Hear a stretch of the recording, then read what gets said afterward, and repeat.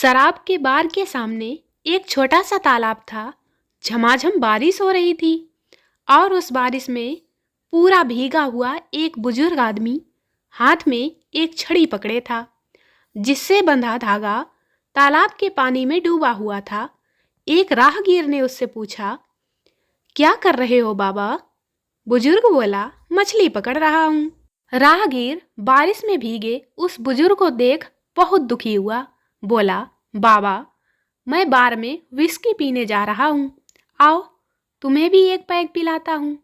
ऐसे तो तुम्हें सर्दी लग जाएगी। आओ अंदर चले। बार के गर्म माहौल में बुजुर्ग के साथ विस्की पीते हुए महाशय ने बुजुर्ग से पूछा, हाँ तो बाबा, आज कितनी मछलियाँ फंसी? बुजुर्ग बोला, तुम 8वीं मछली हो बेटा। आधी रात को चोर घर में घुसे। मर्द को उन्होंने बेड से बांध दिया। औरत गिड़गिड़ाते हुए बोली, जो चाहते हो आप ले लो, ज्वेलरी, मोबाइल, नगदी सब दे दूंगी, लेकिन इन्हें छोड़ दो। यह मेरे वाले नहीं हैं, ये पड़ोसन के हैं। मेरे वाले आते ही होंगे। यूपी में फिलहाल ऐसा माहौल चल रहा है कि यदि देर रात तक कोई नेता अपने घर न जाए तो उसके बच्चे दूसरी पार्टी के ऑफिस में जाकर पूछते हैं, पापा यहाँ आए थे क्या? मेरा दोस्त मुझसे अक्सर कहा करता था, भाई कुछ अलग कर। मैंने उसकी गर्लफ्रेंड के घर वालों को उसके बारे में बताकर उससे अलग कर दिया। अब पुलिस की तरह मेरे पीछे पड़ा हुआ है। No no no no. School वालों ने इस कदर लूट मचा रखी है कि इनका खुद का नाई, मोची, सब्जी की दुकान और परचून की दुकान भी होगी। सिर्फ बच्चे ही किसी और के होंगे। क्यों परेशान हो भाई? एक चली गई तो क्या हुआ, दूसरी तैयार बैठी है। ज्यादा दिमाग ना लगाओ। सेटिंग नहीं, टेंशन की बात कर रहा हूं मैं।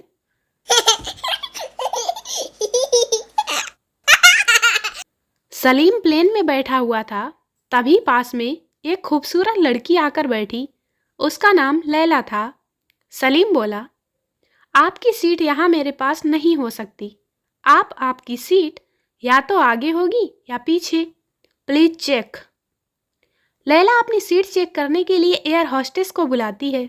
Air hostess seat number check करने के बाद कहती है, हाँ मैडम, आपकी सीट यहाँ नहीं, आगे है। लैला, आपको कैसे पता चला कि मेरी सीट यहाँ नहीं? क्या आप एक रेगुलर फ्लायर हैं? सलीम बोला, नहीं बहन, मुझे अपनी किस्मत के बारे में अच्छे से पता है। 4 शराबी एक जनाजे को कंधों पर उठाकर जल्दी जल्दी कब्रों के ऊपर से जा रहे थे। किसी ने देखा और कहा, अरे शराबियों, कुछ तो शर्म करो, नीचे मुर्दे हैं। शराबी बोले, तो क्या हुआ, ऊपर हमने कौन सा वर्ल्ड कप उठा रखा है? No no no no. ज्योतिषी, तुम्हारी हस्तरेखा कहती है कि तुम्हारे घर के नीचे बहुत धन है, लेकिन वह तुम्हारे किसी काम नहीं आएगा। कालू, हाँ सही कहा पंडित जी, मेरे घर के नीचे स्टेट बैंक है। मैं पहली बार महंगे होटल में गया, चाय मंगवाई। वेटर एक ट्रे में गर्म पानी का थर्मस, टी बैग, दूध पाउडर और शुगर क्यूब दे गया। बड़ी मुसीबत से मैंने सब मिलाकर के चाय बना ली और पी ली। वेटर ने पूछा, और कुछ लाना है? वैसे तो मुझे गर्मा गर्म समोसे खाने की इच्छा है, पर सोचता हूँ भाई, तू इतने छोटे से टेबल पर आटा, आलू, तेल की कढ़ाई और गैस का चूल्हा कैसे रखेगा? No no no no. अध्यापक, रमेश बेटा, घर की परिभाषा बताओ। रमेश, सर, जो घर हौसले से बनाए जाते हैं उन्हें हाउस कहते हैं। जिन घरों में हवन होते हैं उन्हें होम कहते हैं। जिन घरों में हवा ज़्यादा चलती है उन्हें हवेली कहते हैं। जिन घरों में दीवारों के भी कान होते हैं उन्हें मकान कहते हैं। और जिन घरों के लोन की किस्त भरते भरते आदमी लेट जाता है उन्हें फ्लैट कहते हैं, और जिन घरों में यह भी पता ना लगे कि बगल के घर में कौन रहता है उन्हें बंगला कहते हैं। No, no, no, no. नौकरानी, बीबी जी आप अपनी साड़ी वापस ले लो। मालकिन, क्यों? नौकरानी, क्यों क्या? आपकी साड़ी पहनती हूँ तो आपको समझकर साहब जी मुझ पर ध्यान ही नहीं देते, और उल्टा ड्राइवर आकर मुझसे लिपट जाता है। एक ट्रक के पीछे लिखा था शांति ही अशांति है। मैंने उससे पूछा क्या चक्कर है भाई, यह शांति अशांति कैसे हो गई? वह बोला, अरे साहब क्या बताऊं, मेरी घरवाली का नाम ही शांति है। एक पति अपनी पत्नी के लिए गाना गा रहा था। मेरी नस नस में बसी हो तुम, लेकिन क्या करूं, बस में नहीं हो तुम। साधु, जब हम कई साल तक नहीं बोलते तो उसे मौन व्रत कहते हैं, समझे? कालू, हाँ समझा, और हम लोग उसे शादी कहते हैं।